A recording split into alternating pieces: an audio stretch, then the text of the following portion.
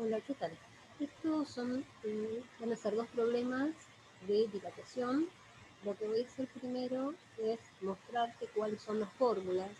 Vos para dilatación tenés tres casos. Uno es la dilatación de longitud, donde vos tenés una barrita, por ejemplo, de una longitud inicial, y la calentás y pasa a una longitud final.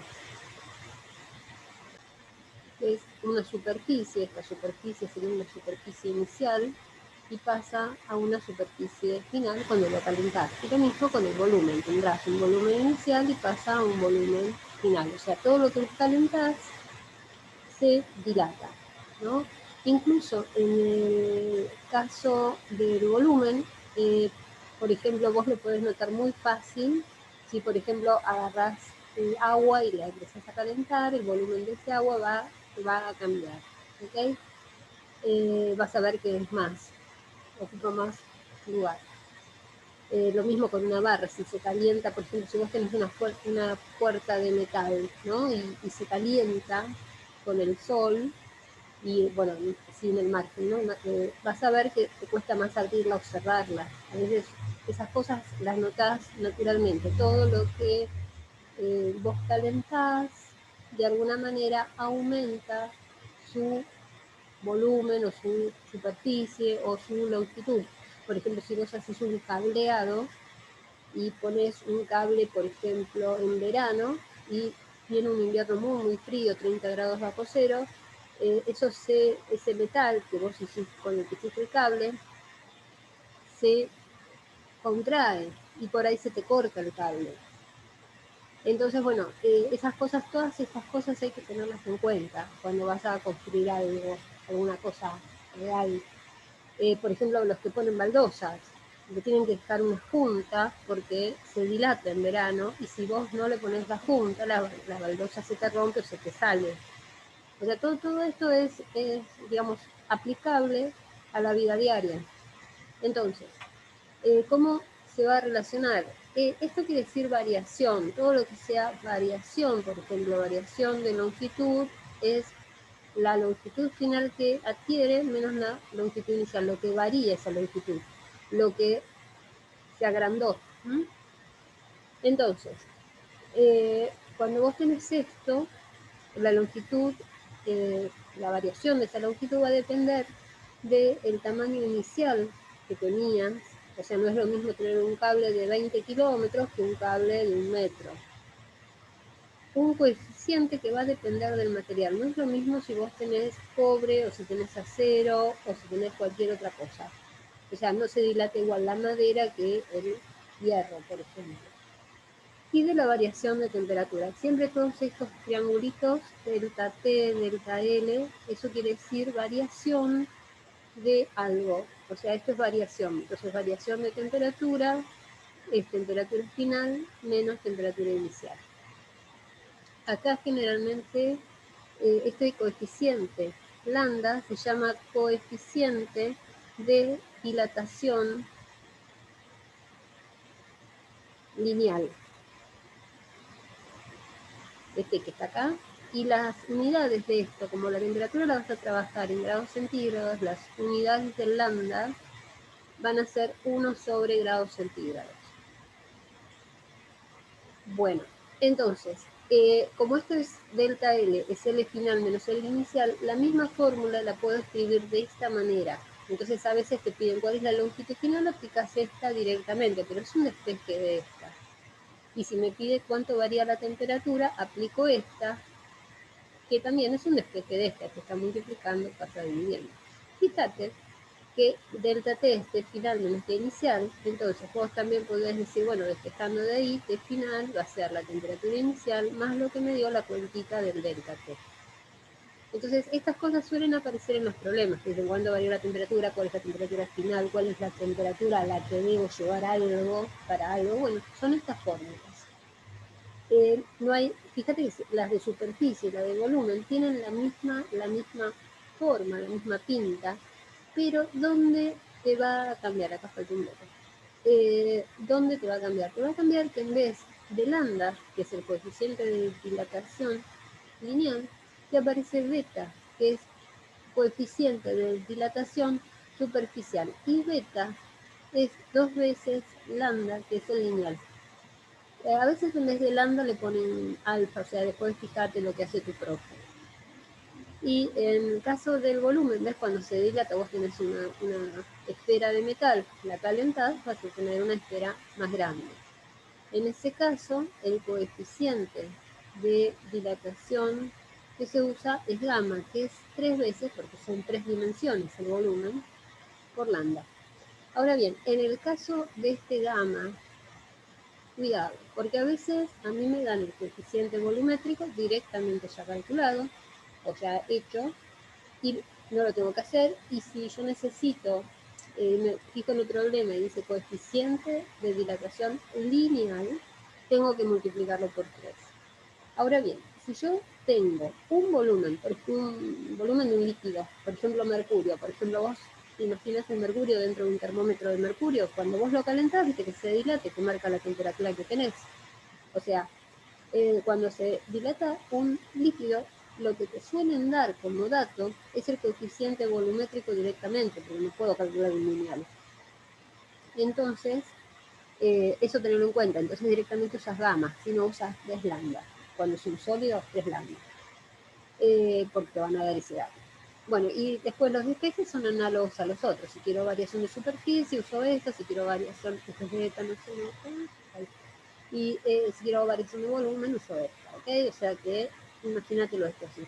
Esto de lo que te decía de este gamma y de este lambda, a veces cuando te dan, por ejemplo, un recipiente de vidrio y te dice que está lleno de un líquido, y si yo cambio la temperatura, el líquido se derrama. ¿Viste como cuando hervís leche y se derrama? Bueno, entonces, y a veces te pregunta cuánto volumen se derrama. Entonces vos calculás el volumen del vaso con el coeficiente que sea el de vidrio y el volumen del líquido con el coeficiente del líquido. La resta de los dos es lo que se te va a derramar. Bueno, vamos a ver los problemas que te digo.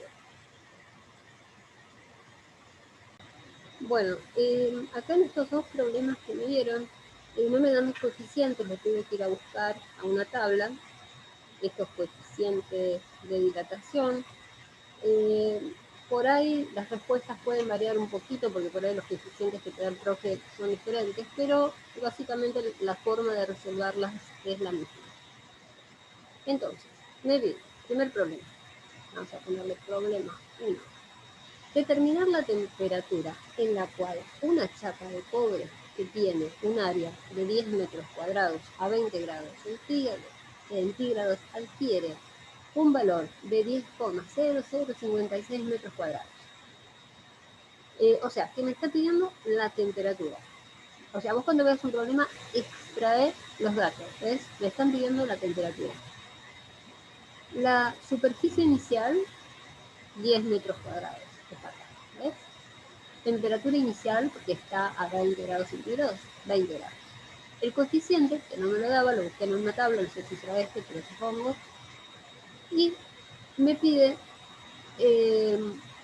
cuánto vale, sabiendo que la superficie final es esta, cuál es la temperatura final. Entonces, ¿qué es lo que tengo que hacer? Tengo que hallar la variación de temperatura. Yo acá hice el despeje, después te hice la tablita, pero me pareció más piola que la tengas, pero básicamente lo que yo necesito es aplicar esta fórmula. Es decir, si vos conocés solo esta o solo esta, bueno, despejar. Esta y esta son exactamente la misma, porque si distribuís este inicial acá, pasás esto restando, te va a dar esto. Y después te queda esta otra parte. Y para sacar de esta t, pasás esto dividiendo. Pero básicamente voy a usar esto, que es la variación de temperatura, es la variación de superficie, porque es una chapa de cobre, una chapa es esto, ¿ok? Voy a las formulitas de superficie, de estas que te mostré antes, uso la de superficie.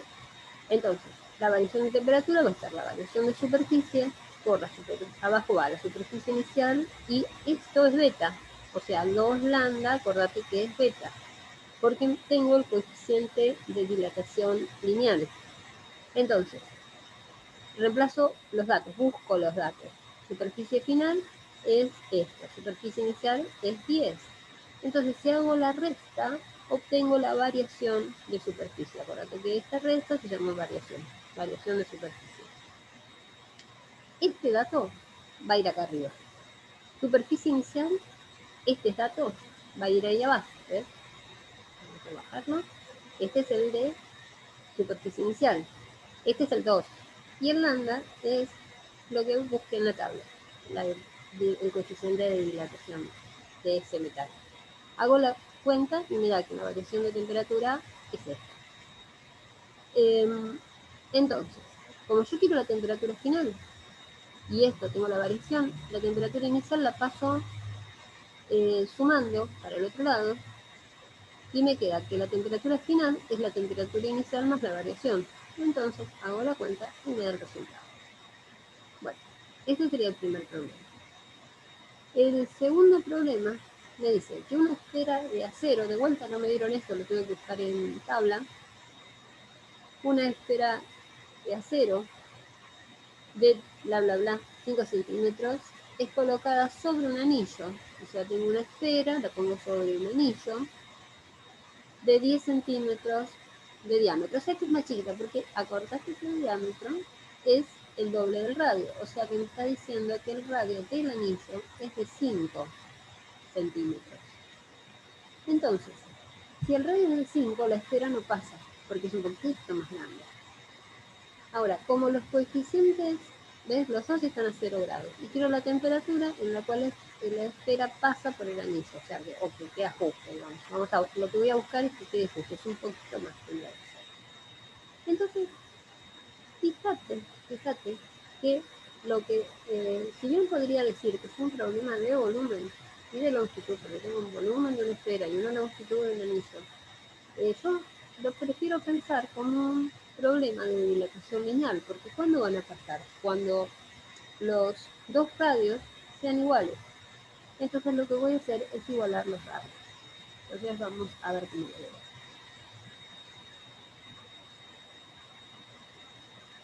Bueno, entonces, radio de la esfera y diámetro del anillo, con lo cual radio del anillo es 5. Estos los saqué de tabla, no sé si son los que te dieron, pero deben ser parecidos, si no, hacer la cuenta de nuevo.